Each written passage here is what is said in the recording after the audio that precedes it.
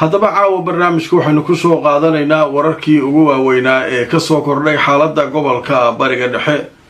intaynu kala maqnayn maxaa soo kordhay. haddaba qodobada barnaamijkaanu ku soo qaadanayno waxaa ka mid noqon doona xafiiska aayatullaahiga iiraan oo goordhow soo saaray war weyn, israa'iil oo heegan buuxa gelisay ciidankeeda badda iyadoo ka baqaysa iiraan. sababtu maxay tahay? wararkii ugu dambeeyay arrimaha waan idiin soo gudbin doonaa. wasaaradda arrimaha dibadda ee iiraan oo sheegtay wadahadaladii u socday cumaan iyo iiraan inay meel wanaagsan marayaan ee ku saabsan marinbiyoodka hormus. hub loo malaynayo inuu u socday xisbullah oo la sheegay ciidamada lubnaan inay qabteen. hubkaasi halkuu ka yimid,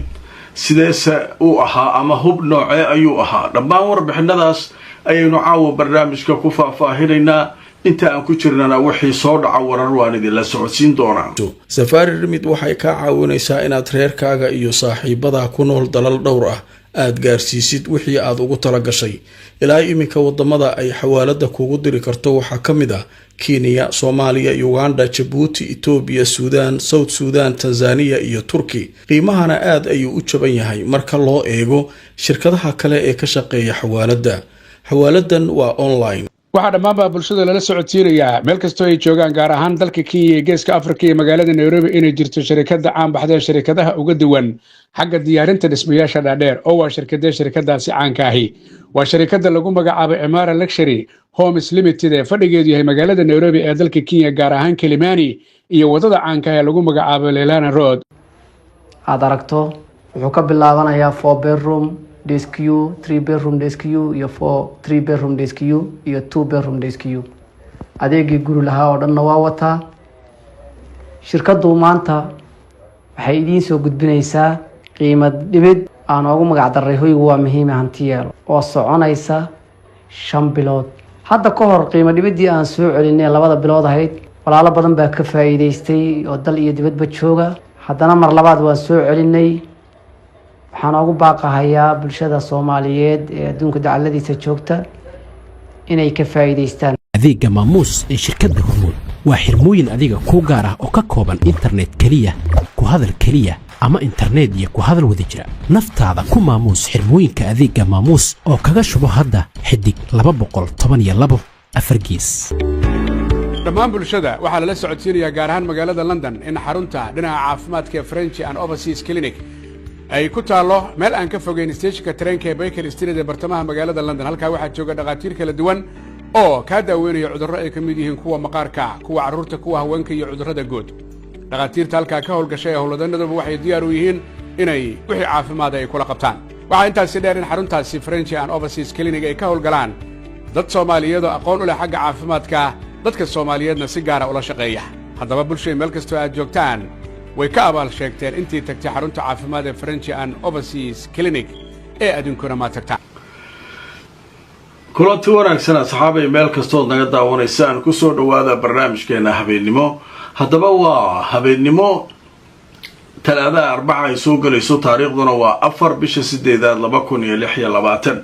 haddaba caawa barnaamijka waxaynu ku soo qaadanaynaa wararkii ugu waaweynaa ee soo kordhay intaynu kala maqnayn. ugu horreyn waxaynu ku bilaabaynaa war weyn oo la sheegay inuu ka soo baxay xafiiska aayatullaahiga iiraan. haddaba aan idin tuso warkan iyo waxa laga qoray. telefishinka ruushku leeyahay ee la yiraahdo RT ayaa wuxuu leeyahay xafiiska Mujtaba Khamenei waa aayatullaahiga iiraan ayaa wuxuu ka jawaabay eedeymo iyo dacaayado la isla dhexmarayay oo ku saabsanaa iscasilaada madaxweynaha Iiraan Mas'uud Pezeshkian iyo mowqifka arrinka uu ka taagan yahay aayatullaahiga waddanka Iiraan. haddaba warbixintu way sii socotay. waxaa leeyahay xafiiska xiriirka dadweynaha ee hogaamiyaha sare ee Jamhuuriyadda Islaamiga Iiraan Mujtaba Khamenei ayaa beeniyay isagoo oo aan magaciisa si toos ah u xusin hadal loo nisbeeyay Mohammed Baqir Kharazi oo ku saabsanaa arrinta iscasilaada madaxweynaha dalka Iiraan. haddaba bayaankan ayaa wuxuu si toos ah uga soo baxay xafiiska xiriirka dadweynaha ee aayatullaahiga Iiraan. maamulaha haddaba waxaa la sheegay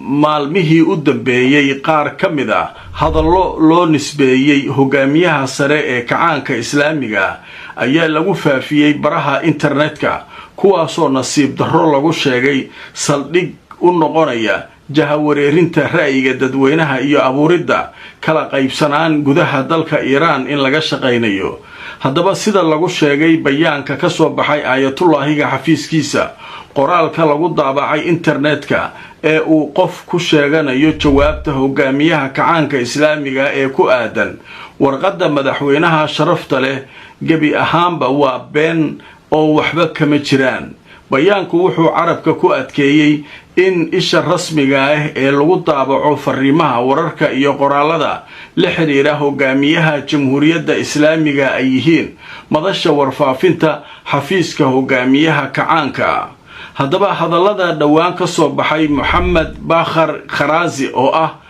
wadaad xiriir dhow la leh qoyska hogaamiyaha jamhuuriyadda islaamiga iiraan ee ku saabsan mascuud bashkiyaan madaxweynaha iiraan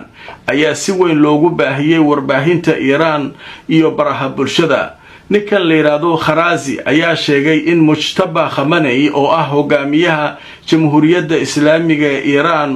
uu qoray haddii bashkiyaan mar kale iscasilo waan aqbalaynaa iscasilaadiisa waay marka meeshaa marka waxaa laga abuurayaa oo la buunbuuninayaa war uu leeyahay xafiiska mujtaba annagu ma qorin warkaas hogaamiyihii inuu iscasilay hadda ka hor oo maaragtay waa madaxweynaha la joojiyey haddana hadduu iscasilo hogaamiyaha uu leeyahay waa aqbalaynaa marka meesha waxaa la abuurayaa tashwiish ku saabsan in madaxweynaha iiraan iyo aayatullaahiga iyo madaxda iiraan uu khilaaf uu ka dhex jiro macnaha noocaas ayaa la abuurayaa marka xafiiska wuxuu beeninayaa arrinka ku saabsan warkaas wuxuu leeyahay wax ka jira warkaasi ma jiraan waaye qodobkaa marka halkaasaan kaga gudbaynaa sheeko kale ayaa iyaduna soo baxday nimankii israa'iiliyiinta waxaa leeyahay ciidankooda badda dhoolotusay badda ka samaynayaan iyagoo u diyaargaroobaya dhoolotuskaas u samaynaya sidii ay iskaga caabin lahaayeen iiraan marka ay badda soo weerarto badda maxaa ku yaala meeshii biyihii laga samaynayay maaragtay gaaska laga soo saarayay israa'iil gaaska badda meeshay ka soo saaraysay tamarta meesha laga dhalanaya wixii oo dhan badda waaye iiraan marka waxay tiri haddii maraykanka uu isku dayo inuu annaga kaabayaasheena dhaqaalaha burburiyo weerar weyn nagu soo qaado israa'iil meelaha aan annaguna nagta ka saari doonno waa meesha gaaska ay ka soo saarto waana isha keliya ee israa'iil ay dibadda u dhoofiso gaaskaas waaye gaaska marka hadda saan u difaacan lahayn gaaska ayaan dhoolatu samaynaynaa ay leeyihiin ciidanka badda waxaana ku jirnaa istinfaar wax la yidhaahdo annaga heeganaa ku jirnaa mar walba iiraan wayna soo weerari kartaa marka iiraan aan ka baqaynaa inay kaabayaasheenna iyo ilaha dhaqaalaha aan haysano ay naga burburisay leeyihiin haddaba mar kale aan intuso telefishinka ruushka ayaa wuxuu leeyahay markii iiraan ay hanjabtay kadib israa'iil waxay gashay heegan dhanka badda ah haddaba warbixin lagu daabacay qaar ka mid a warbaahinta israa'iil ayaa waxay sheegayaan hanjabaadihii ka yimid iiraan dhowaantan oo ahaa inay haddii weerar weyn lagu soo qaado iyaduna ay bartilmaamaysan doonto istaraatiijiyadda goobaha halbowlayaasha dhaqaalaha gobolka haddaba meelaha ay tilmaantay iiraan inay weerari doonto oo ay iclaamisay waxaa ka mid a goobaha tamarta laga dhaliyo israa'iil iyo meesha korontada warshadaha biyaha soo saara sidoo kale gaaska meesha laga soo saara ee badda mediterraneanka la yidhaahdo oo israa'iil ay halkaa gaaska ka soo saarto hadda marka waxaa leeyahay ciidamada badda israa'iil waxay bilaabeen inay halkaa dhoolotusyo ka sameeyaan waaya marka sheekada iyaduna halkaasay maraysaa warka kale wasaaradda arrimaha dibadda iiraan ayaa goordhow war soo saartay maalmahan waxay wada hadallo u socdeen cumaan iyo iiraan waa labada wadan ee hurmus iyagu dariska la ah marka waxay leeyihiin iiraaniyiintu hadda wadaxaajoodkii noo socday meel fiicanuu noo marayaa heshiis inaan gaarno mar dhow waxa dhan aan ku heshiino sidii loo mari lahaa meesha ayaanu ku heshiinay haddaba markaan idintusoo warka ay soo saartay wasaaradda arrimaha dibadda ee iiraan ayaa soo saartay war caawa waxay leedahay wadahadalladii noo dhexeeyay annaga iyo saldanadda cumaan waa wadahadallo meel wanaagsan maraya afhayeenka wasaaradda arrimaha dibadda ee iiraan ayaa la hadlay saxaafadda wuxuuna sheegay iyaga iyo saldanadda cumaan inay aad uga wada hadleen habka amniga ay u marayaan maraakiibta dhanka hormus haddaba wadahadalladii noo socday annaga iyo cumaan waxaa diiradda lagu saarayay arrinta maraakiibta galaysa iyo kuwa ka baxaya dhanka hormus iyo sidii amnigooda loo damaanad qaadi lahaa dhanka kale saldanadda cumaan iyo wuxuu sheegay iyo iiraan inay yihiin labada dowladood ee iyagu markaa mas-uulka ka ah marinbiyoodka hormus amerikaan iyo qabqab iyo wax ka gala malahalle meesha annaga waaye dadka meeshan go-aankeeda gaari kara dadkan kale oo dhan waa iska hadlayaan wax ka jira marka malahalle warkaas marka iiraan waxay leedahay meel fiican anaga iyo cumaan isla marsiinaynaa waanu ku heshiinaynaa hawshaas heshiiskaasna mar dhow ayaan shaacinaynaa ay leeyihin ma jeceshahay barashada qur-aanka kariimka iyo culumta shareecada hab casriya online ah adigoo jooga gurigaaga ama goobtaada shaqada markasu daaru taqwa waxaa kugu baraya qur-aanka hab casriya online ah maadooyinkaad ka baran karto waxaa ka mid ah qur-aanka kariimka higaada luqada carabiga iyo culumta shareecada isdiiwaangelintu ay socotaa fadlan horugaad waxay faahfaahina kala xidhiidh nambarada shaashada kaaga muuqda hamogaadi dugsiga markasu daaru taqwa waaya qodobka halkaas kaga gudbaynaa qodobka ugu dambeeya barnaamijka caawa waxaanu kusoo qaadanaynaa gantaalo halis ah